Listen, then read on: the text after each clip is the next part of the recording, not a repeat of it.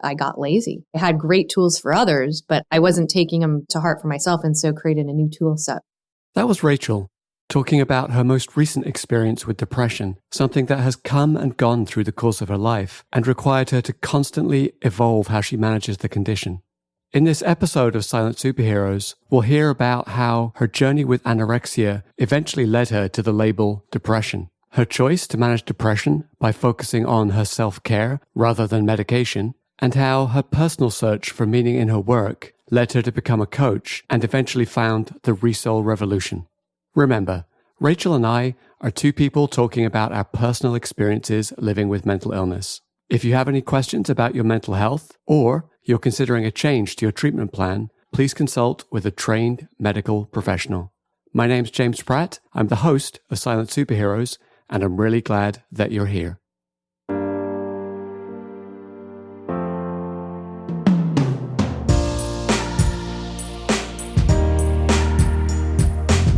Welcome to the Silent Superheroes podcast, a series of frank conversations about mental health at work.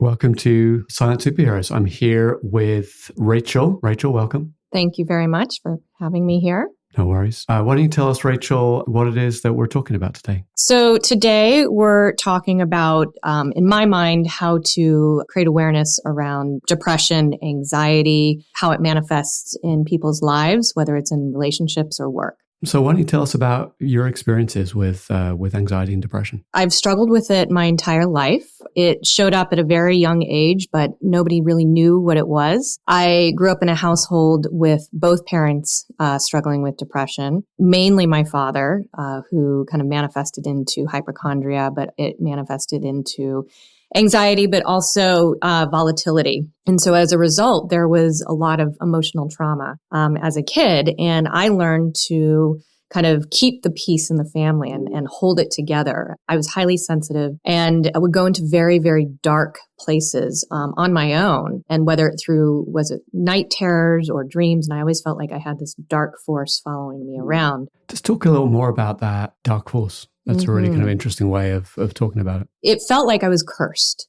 And I would wake up in the middle of the night feeling as if I were being strangled by something, or someone was trying to get me. The walls were caving in. I mean, that's really what it was about. Yeah. That was intense. It was intense, really intense. How old were you when this showed up? I would say from my first kind of memory. And so I had these repetitive dreams, and still as an adult, I have these dreams, but I can wake myself up out of them and trying to kind of create white light and whatever it is. But what I realized later in life, it was kind of this metaphor of how depression kind of overcomes, where you just kind of fall into a hole and something's trying to suffocate you and you can't get out. You mentioned your dad, and I think it's really common for men with depression that it comes out as anger. Mm-hmm.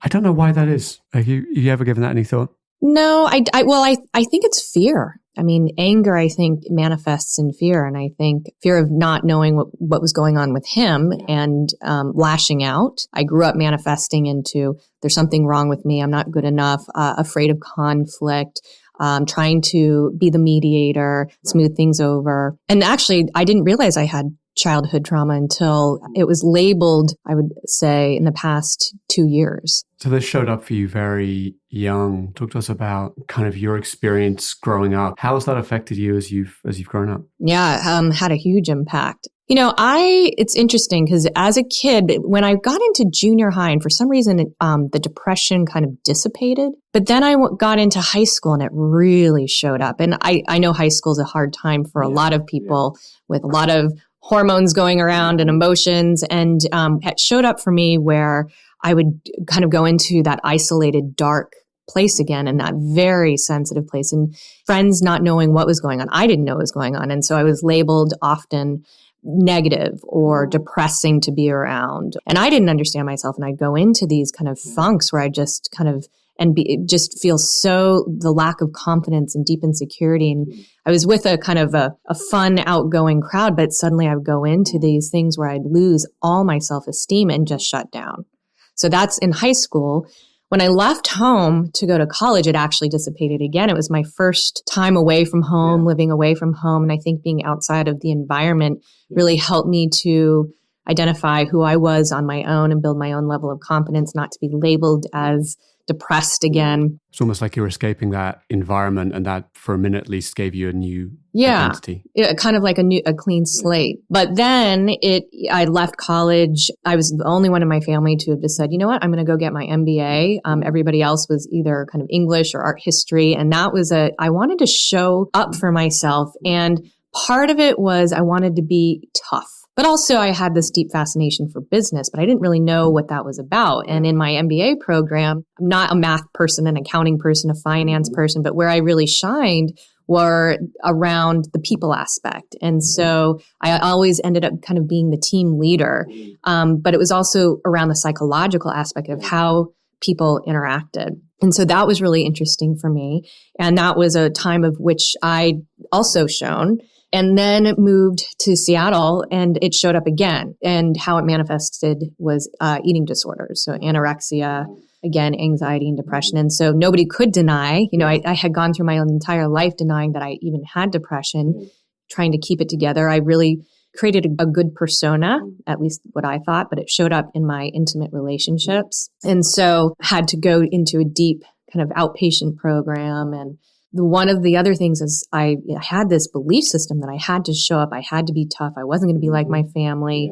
And so I took these jobs in one of the most cutthroat industries was marketing and advertising. It really showed up for me, but I kept it together. But quickly what happened was I lost my serious self-confidence that I had kind of started to build up over time. I had a very hard time focusing. I took things very personally. I was labeled as thin-skinned, too emotional. And then what happened was I started to go through this weird pattern of layoffs where I was laid off. And it wasn't necessarily, there are other variables that were going on, but it was kind of because I couldn't hack it and I wasn't speaking about it. Nobody understood, and I just couldn't focus. I was really unhappy. And I took these jobs also because I thought I was trying to be someone I wasn't. And I wasn't passionate about it. I didn't have a purpose. And so then this whole vortex went into this dark place again. What do you think the connection there is? You showed up in some workplaces that were not well suited for you. What is it, do you think, that makes somebody who has something like depression seek out those environments that just aren't healthy or right for them? Yeah, I think for me, it was kind of this denial. And I wanted to just try and prove myself that I can hack it. I can overcome this. I'm not weak. And so I wanted to prove to myself over and over again. The unfortunate thing was this self-fulfilling prophecy where I was proving myself that I wasn't that, but I took it, as a negative, right? There was something deeply, deeply wrong with me, that I wasn't smart, that I couldn't hack it, that I was weak. Eventually what happened is after probably 4 different situations, I moved to Whidbey Island to kind of get out. I thought, there's no way I'm ever going back into the corporate world again. I did some contract work. I loved that time. But it was also this time that I also began to shrink back. And I thought, well, I guess I'll just be a starving artist and, played really small. Yeah. But it was also a time for me to regroup and understand what I really cared about and kind of to come into my own. And what ended up happening was this idea of creativity. And I started to design jewelry. And then for me, it was creating from the soul within. And it was really about the essence of who I was, not trying to be someone that I wasn't. And it was just something that came naturally to me. So that gave me not only a sense of confidence. So I woke up 4 years later to say, you know what? Okay, I'm ready. I'm ready to go back into the game, right? But on my terms. Went into the corporate world. I got into HR and recruiting because really what it was, I wanted to help people with their internal struggles, but also help them with their careers that played to their strengths and who they really were. And recruiting, I learned a ton. It wasn't exactly what I wanted to do. Quickly, I realized that, but I ended up meeting a coach who was trying to get referrals into Microsoft. And I thought, oh my God, that's what I want to do. And I remembered, years back when I was in marketing and advertising, I'd read an article about a woman who was a coach and I thought that's what I wanted to do, but I'd totally shut it down. So that's my path where I got started, but it was really about helping people with their own internal struggles and playing to their strengths. Yeah. You've had a hell of a journey. You have this darkness that followed you through much of your life. You went through a number of different career paths on the way. At what point along this journey was the first time someone said, I think you're experiencing anxiety and depression? It's a really good question. Nobody labeled, as an example, when I went into outpatient, anorexia as depression or anxiety. It was labeled as anorexia. Right. And so I, again, being so adamant to myself I did not have it. I was not going to be like my family. Yeah. I was never going to take medication. I was never going to be like them. And so it wasn't until, and I'm not kidding, probably in the past couple of years where I've actually labeled it for myself. I think that once I actually labeled it, I softened. It showed up in many different ways of over-exercising or under-eating or kind of obsessive compulsive thinking or even vertigo. It showed up as vertigo. And so all of those are labeled different things. But at the end of the day, the underlying foundation is, the trauma, the anxiety, the depression. And once I embraced that and accepted that about myself. Or I was getting this sense you were trying to outrun the darkness almost. Now I've recognized it's not running away from it. It's really facing it. Rather than creating it as a problem and that overpowers, it's accepting who I am and embracing it, but not pushing it away, if that makes sense. But embracing it and what can you learn and how do you leverage that as part of your gift. And so what I do is, these internal struggles, these situations are now our gifts to be able to help others. Was there a moment in time when you suddenly realized like, oh, that's a cloud that's been following me or that's a darkness? And for the first time, I'm choosing to look that thing directly in the eye. I think it was this process of EMDR. So again, recent. From the past 4 years. I mean, it would dissipate for a while, but then when I go into, it really showed up when I was in kind of stressful situations or anxiety showed up, letting those dark thoughts kind of overcome me. And so that's when it showed up. But it was the EMDR that was she had me do exactly that, like face it and embrace it, but also being able to not be overcome, but to accept and not fight it. Do you remember how that felt, that moment of like, you're in this session, she's like, hey, face it. I'm not afraid anymore because it was this constant, this old dark childhood belief of someone's trying to kill me, I'm going to be suffocated or something, dark force, whatever it is. But it was like, I'm not afraid. It feels so important for people who are in this space or having these experiences to know that. It feels scary to look these things in the eye, but seems that it's very healing for most people. Let's say you have anxiety, depression, or you have a suspicion it's there. How do you think someone could build the courage to be able to face it in the way that you did?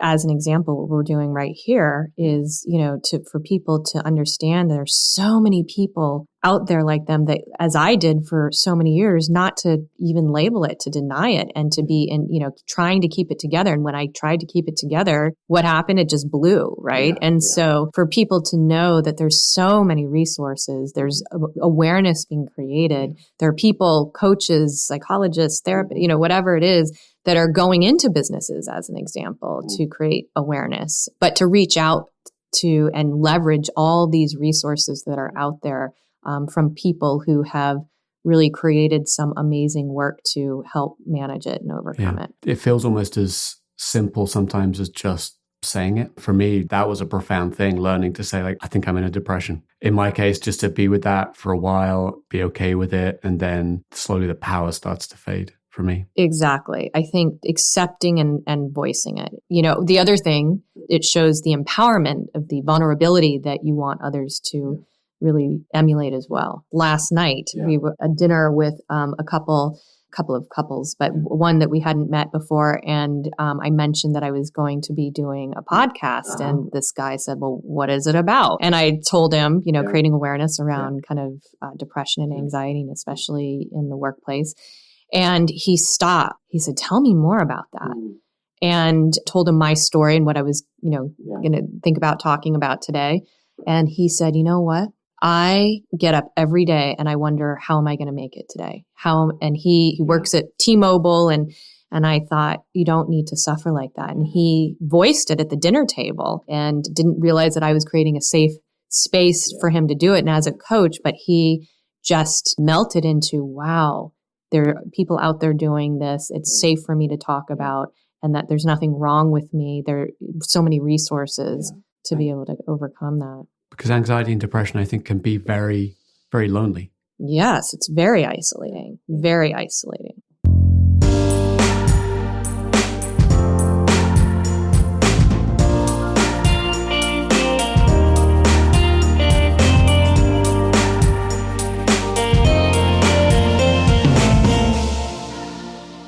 So that's Rachel, first a child and then an adult trying to outrun a dark force she came to call depression. What's important in Rachel's story is that eventually she stopped running and she turned to face it.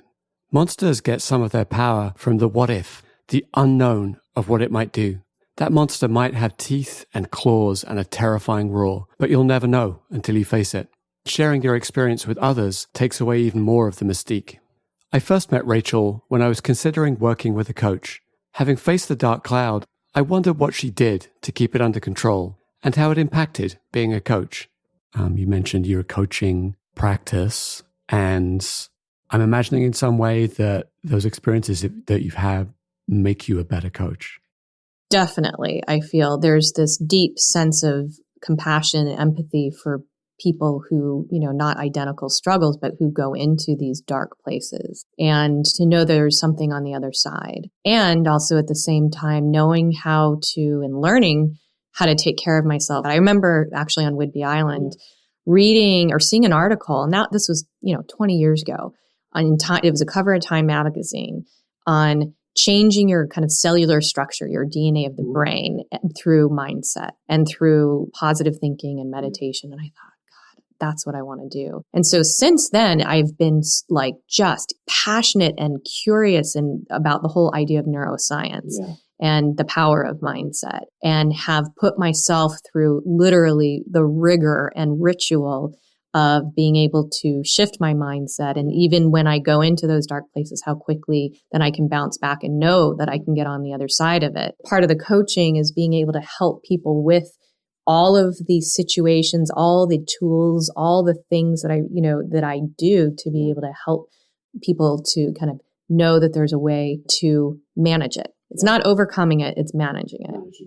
You talked about the idea that the brain can change. What are some of the resources, some of the books that you read that really helped you build those tools that help you recover and bounce back pretty quickly? Gosh, there's a huge list of them.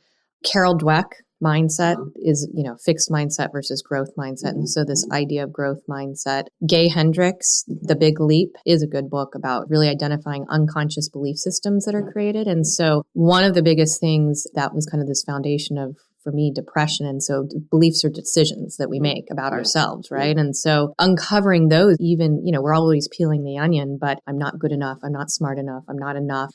I work some with Peter Matisse of the Conscious Business Institute, and it's really, his framework is amazing, where I not only use it for myself, went through his coaching program a few years ago as kind of an addition to the one that I started 15 years ago.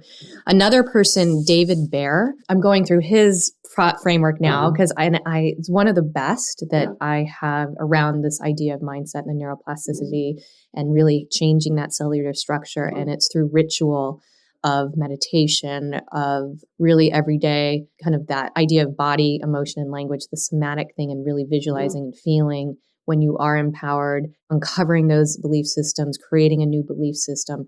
So those are three of the big resources that I've found recently that are incredibly helpful.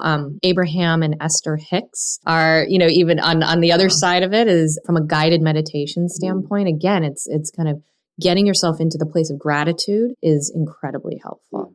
Even in the darkest, like looking at a leaf, that anything that can kind of keep you present, being out in nature, exercising, yoga has been a great resource for me. How easy did you find it to consciously do those things? Be out in nature, go look at a leaf, exercise, etc. Like how did you get to a place where they came naturally? One of the things, and I I know that saved me my entire life was my passion for being in the outdoors and my passion for running. Was a marathon runner for some years. Can't do it anymore because of my joints, but no matter what, I'm out every day in nature, being around animals, so that came inherently to me. And I really believe saved my life. It went kind of an extreme on the other sense of at one point, but every single day getting out, and even if I get into a funk, I know I got to get out and move my body and to be around nature. And so that wasn't always inherent. For me, it's cycling. If I don't cycle to work for a few days in a row, I start to get a little squirrely. It's just amazing how much exercise can help. And I've had that themes come up before in these conversations. Absolutely. I mean, I really think that, and I actually read, I've read a few times that exercise and the endorphins are as effective, if not more than, say, a medication. I would never say to someone if they really felt like they needed it not to, but it's something that I have found to have been incredibly beneficial and has saved my life. I have not been consistent with medication. And not to say that I'm against it, but it's really about the exercise and the meditation that really help me. I take 5-HTP, which is an herb that seems to really, really, really help. Being sunshine, even the fake sunshine really, really, really helps. But I have experimented, I think it's called cephalexin or Cephalex, something like that. And that didn't really have a huge impact. I'm still open to it. I think I mentioned the last time we talked that I'm considering going back into a corporate environment. Not sure yet, but if I do, I would definitely consider taking something because I have right now the luxury to be able to kind of really take care of myself in the environment that I've created for myself. And a lot of why I chose to have my own business and be on the periphery of corporate was because not only did I want to help people out there bring consciousness into business and help them with their own internal struggles and create a growth mindset, but that I get to create my own schedule. So to be able to manage it more effectively. Let's say I'm somebody who is considering taking a new position. Let's maybe also say, managing anxiety or depression. How would you help me figure out whether a company I'm choosing is a healthy place for me to be? Yeah, no, that's a really good question because that's actually what if I were to go internally again, I would really want to understand the company. Is it a purpose-driven company? What are their core values? Do they embrace diversity and inclusion? What are their benefits in terms of, time off, personal time off versus vacation is it a human-centric company? How do they empower people versus depower? So there are a lot, and that's asking not necessarily yes, no questions, but really understanding the culture of the company and the values of the leader and how that manifests and permeates throughout. There are lots of companies that say, we care about diversity and inclusion, right? Or, it's really important for people to take time off, but that's not real. How do you figure that out? So I think that it's exactly that. You have to understand, you talk about it, but how do you walk your talk? So whether it's giving and receiving feedback, what sort of learning and development programs do you provide? The time off, do people really take it versus feeling like, you have all this time off, but you don't feel safe taking it? It's asking the hard questions and talking to a lot of different people at the company, not just say the people you're interviewing with or for, but getting that variety of perspective to see if it really is true. And I think of sites like, Glassdoor, for example, getting a sense of the internal culture that way, although sometimes you can have people who have an axe to grind as well. So, take that with a pinch of salt. The question came into my head to ask somebody who you're talking to, tell me about your last vacation. That's a good question. Right? Because it's not a direct way. It's kind of an adjunct question. Right. All right, we're two coaches. Let's brainstorm. What other questions should people be asking? One of the hard questions, if you want to go straight to it, is what are the resources and programs and what's the awareness that's being created internally in the organization that help to address it? And what I think that's a really big question. Like, how is this environment nurturing and embracing this disability versus we can show up and look like we're functioning? So how do people, what's a safe place? Is the environment safe? What are they doing to address it? What resources, what awareness? Because, oftentimes HR is considered HR, but HR isn't educated. Yeah. So what education really is around it, and how are they embracing it? You've experienced work in a lot of different ways. Like you've been in the corporate place, you've been an artist, can I call it an artist? Jewelry designer. And you run your own business now as a coach. How have each of those different experiences contributed to, affected your mental health? Let's start with the corporate. Being internally in kind of years of trying to be someone that I wasn't, being in a very cutthroat environment definitely negatively impacted me, especially because I didn't know how. One, I was not only myself in denial of what was really happening, but the jewelry was really one of those things for the first time to be, wow, I have something of value to share. I have this natural ability, not only from a creation standpoint, but from running a business. And that idea, create, was really less about the jewelry, but creating from the soul within and helping people find their natural strengths. And as a coach, that's exactly what I do. My company right now is Facets Coaching. So all the unique facets of a gem is really, really embracing your unique facets and helping people reach their highest potential and helping people shine, helping people feel beautiful and those attracted to stones and the qualities, and helping people be, shine. This is exactly the same thing. It's like finding the jewel within, right? Mm-hmm. You used to kind of help people adorn themselves with jewels. Now you're helping them find that inside. It's cool. So we were talking about the ways work contributed in different ways to your mental health. Mm-hmm.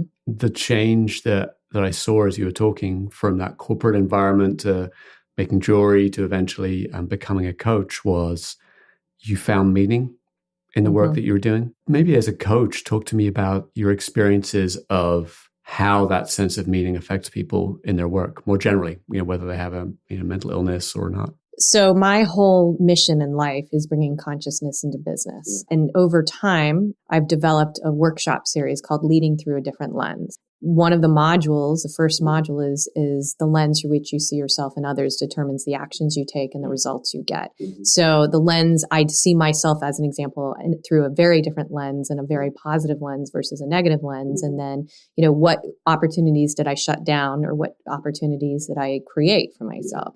Mm-hmm. So I help people understand that foundation really about the mindset and what's a productive mindset versus a non-productive mindset. And then the second part is finding value, meaning what is your own purpose? So helping people to identify what those core values are, the essence of who they are, and being able to articulate them, and then creating their own purpose. How do they want to contribute to the world, and why do they get up every day?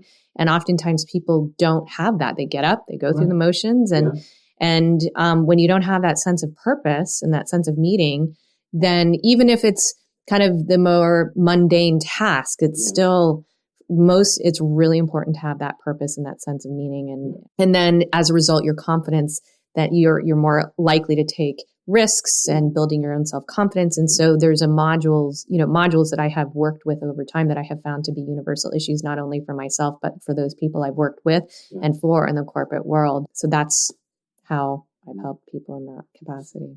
So you have this program, helps people find their purpose, helps them think about how they look at themselves. Let's go back in time and imagine Rachel now could deliver that program to Rachel of the corporate world. How do you think that Rachel would have received that program? If I were to go back in time and someone had delivered that program to me, that's an interesting question. I think I would have had a lot of years of unnecessary suffering kind of eliminated. And I always say, as I found my path, I want to help others find theirs, because there were so many years of unnecessary suffering and not having that meaning and purpose in my life, and to try to be someone that I wasn't, and not to accept those things about myself. And so if I had that, I definitely... I'm 47 years old. I'm kind of later on in life, but I feel like it's just now that I am really taking off, right? And I've loved my business, but I feel like my business has been as much for me, the coaching, as it is for others. And so, but no regrets at all. I think I would have been able to shine sooner.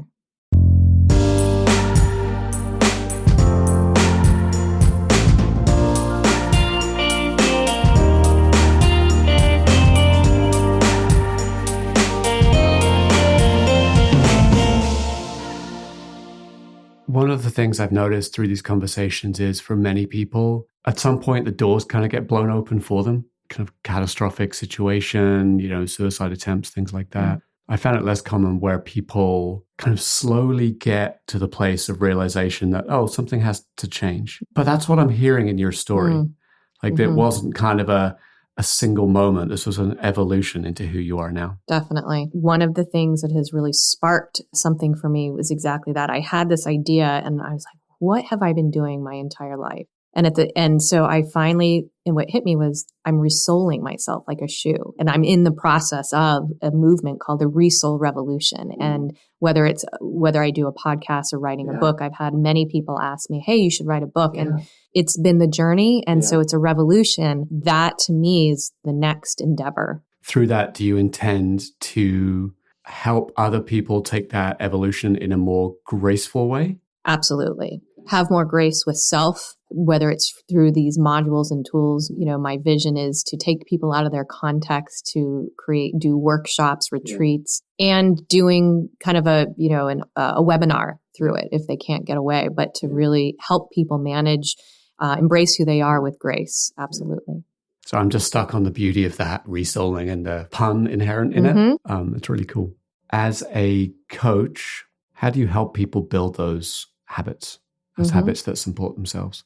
First of all, it's awareness that it is even a habit. And then it's that accountability piece as a coach. So the scheduling, so what have they committed to, right? Scheduling time for screen time or scheduling time to look at the phone, to how do they prioritize their day? How do they start their day out?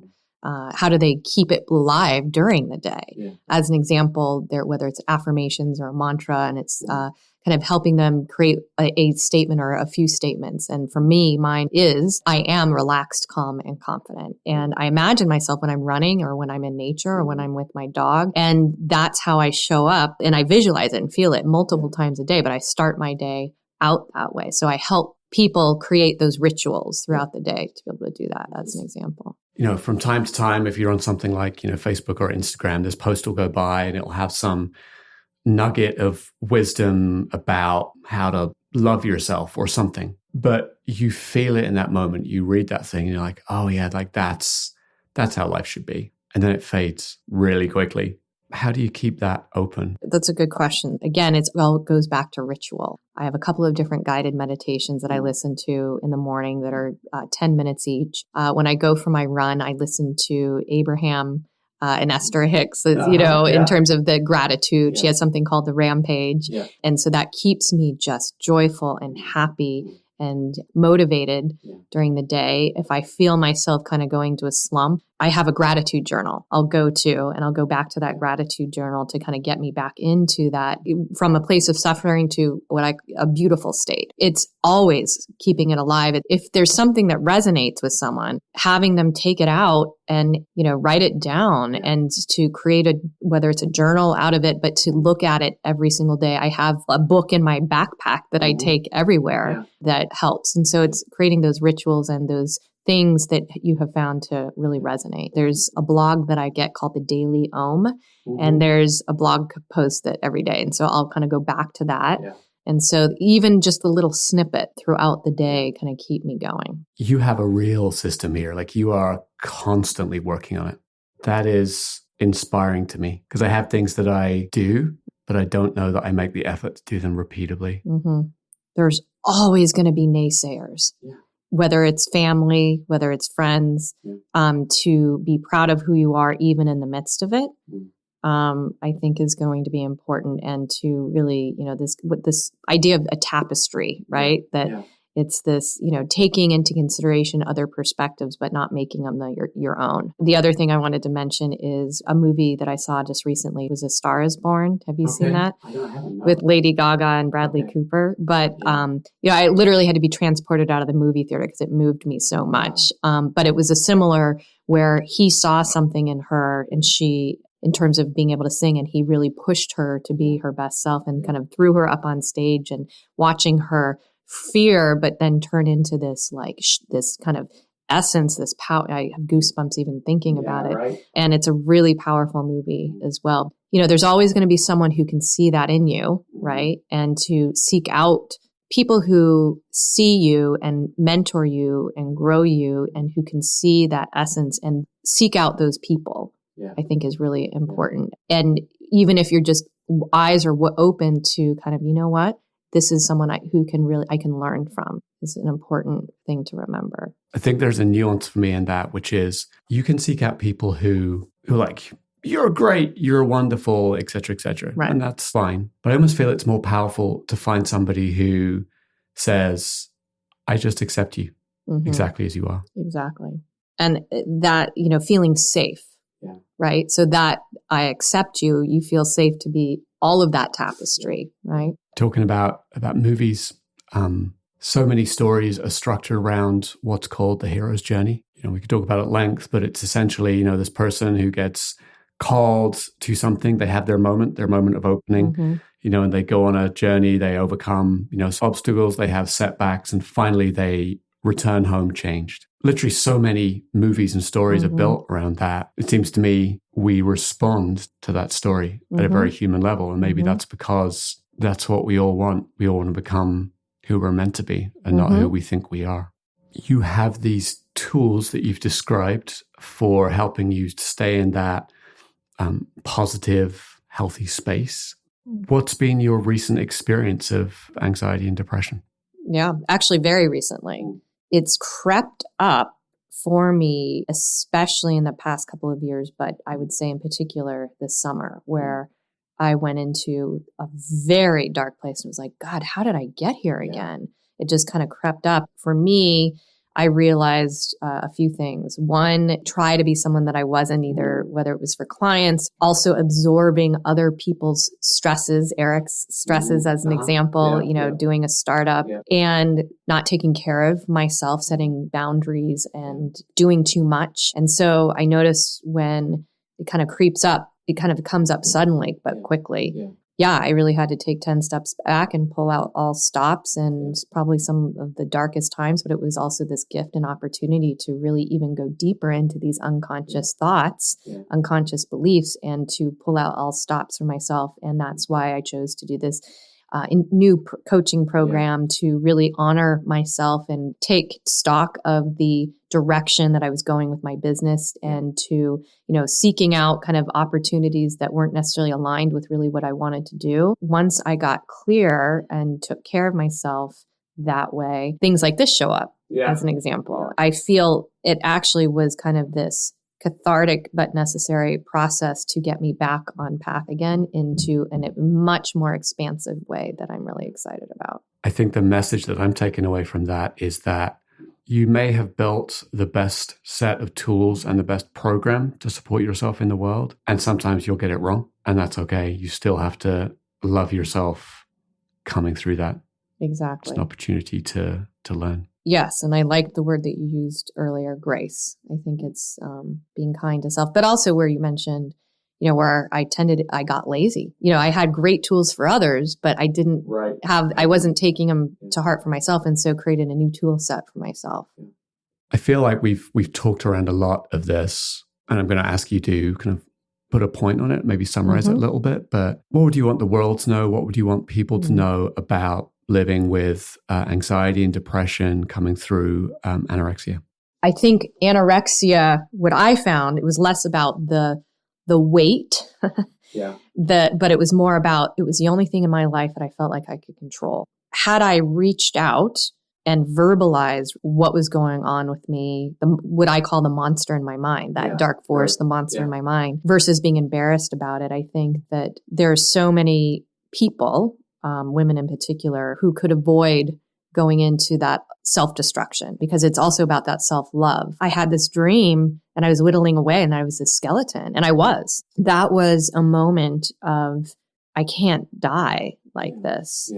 So there's so many resources and help out there, and I can spot someone literally down the street and say, and my heart goes out to them. It's not just anorexia, but over-exercising too, but that you can feel the monster in their head, and to just give them a hug. I think that women who have gone through that can really help each other rise. What would you have people know about anxiety and depression, or perhaps as you call it, the monster in your head?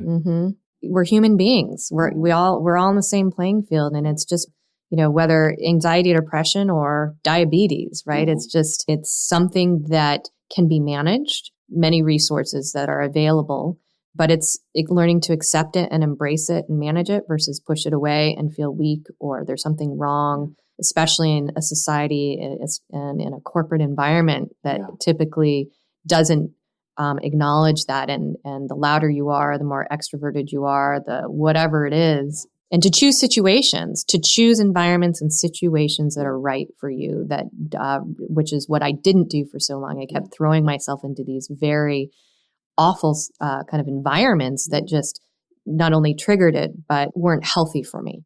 What have we not talked about at this point that's important to talk about for you? This experience actually has empowered me to support your mission, but to also reflect on my journey and be really proud of myself and to also voice it, which I haven't necessarily voiced it in this context before. The other thing that came up for me was, I started writing and as a kid, I was like, victim, victim, victim. But it's not about the victim. It's more about the seeing it through a different lens of, well, not only is it my gift of who I am, but to have that empathy and compassion and moving out of the blame of family, especially when in relationship with someone who doesn't have depression, to understand and be confident about how I need or someone needs to take care of themselves in that, because that person, rather than getting angry at them that they don't understand, to not only seek out support from people who do, and so how to protect your energy and rejuvenate. It's being kind and gentle to self and literally scheduling that time to do that. In terms of your questions, I thought that we covered a lot of them, but it was the writing journey was really amazing for me. And also I could see this visual of my, the Resoul Revolution of kind of here's the story in the Resoul Revolution. You mentioned your website. Your website is? facetscoaching.com. I have one more question for you. I want you to go back in time and be with that young woman going into an outpatient facility, very thin, very skinny. If you can go back and be with that person, what do you want them to know? I think that rather than saying there's something wrong with you, you're going to this outpatient, you're broken, basically, to I love and accept you and to hold you and I'm here for you. Because that in itself was very isolating. Not only did I know something was wrong, it was visible to everybody else now, and that I was somehow broken, but to have someone and or people, and not to blame family or even friends, because they didn't know how to deal with it. But I think that awareness to I love and accept you no matter who you are and you're safe is probably one of the biggest things that could have made an impact for me. That's amazing. Rachel, you have had one hell of a journey of healing. I want to say thank you for sharing that journey with us today. I look forward to finding out more about the Resoul Revolution. Thank you. This has definitely triggered it for me. Anything else you want to say before we wrap up? Thank you so much for having me here and also creating a safe space to tell my story and empowered me and to share that story. But also, I'm just so excited to be a part of your movement. Thank you. To be able to help people create awareness and to help people feel like they're not alone. And I think what you're doing is one of the most important things that you can possibly do for people, especially in the corporate world. Rachel, thank you. Thank you so much for having me. That was Rachel, a coach who has experienced anorexia, living with depression that she manages by focusing on her self-care. What inspired me most about Rachel's story is her discipline and commitment to her program of self-care. And that commitment is what allows her to support others in their journey. With her Resoul Revolution underway, Rachel is exploring joining the corporate world full-time. There are a lot of companies out there whose culture, whose approach to HR, and the managers that they hire are, frankly, toxic for someone with depression. But don't lose hope. There are some companies out there who truly care about their people and their mental health, and they care about those employees, whether they have a mental illness or not. The hard part is finding them. Rachel suggested some great questions to ask, and I wish her well as she looks for the next step in her journey. Remember, Rachel and I are two people discussing our experiences living with mental illness. If you have any concerns about your mental health or you're considering changing your treatment approach, please consult with your medical professional. Please leave a rating and a review on iTunes. If you want to get new episodes as they're released, you can join our mailing list at silentsuperheroes.com, or you can follow us on Facebook at facebook.com/silentsuperheroes.